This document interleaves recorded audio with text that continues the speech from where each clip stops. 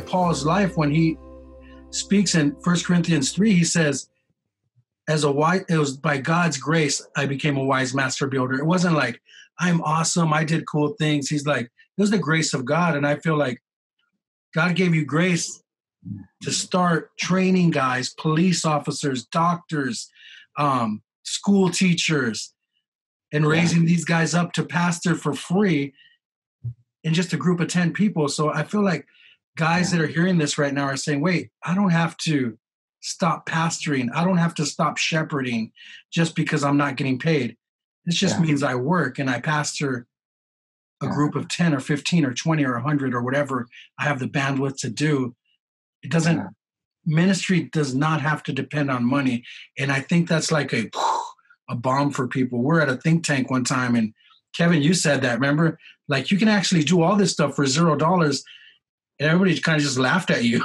They're like, yeah, let's move on from that. That's not going to happen. Remember that, Kev? I do remember being laughed at. Very. Yeah, sorry, Kev, for laughing at you so hard. I laughed, Kev. I laughed because they were laughing at you. Yeah, we were laughing with you, not at you. Thank you. Appreciate that. Well, that's right, Rob.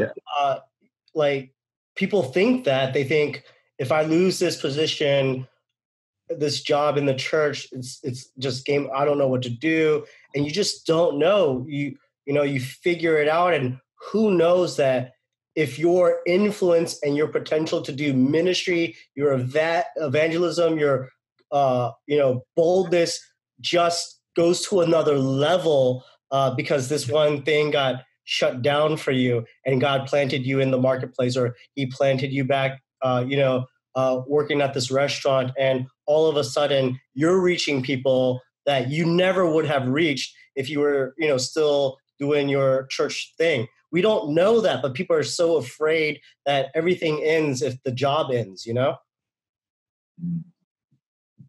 Yeah, I mean, how many times have we just not recognized God's grace?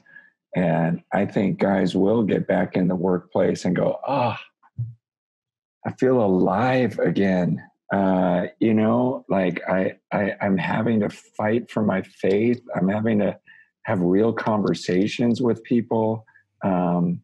It's kind of like when we go on a mission trip or something. It's, how alive we feel because of the difficulties and because of the uncomfortable, like, gosh, I'm in a foreign place trying to figure this out again. And you just feel so alive that you're almost scared to go back to what's comfortable. And for some of us, the church office is like, what safer environment could you create if you tried? Let me find my best friends, the godliest people I know, and put them in one room, and then let's just stay there with them every day. And there's a thrill of being out in the world and in the fight. And Sean, you remember like when we did that thing in the Tenderloin where we had an office. I'm like, you guys, okay, this could kill us. I loved being out there, everything else, and I know where this can head.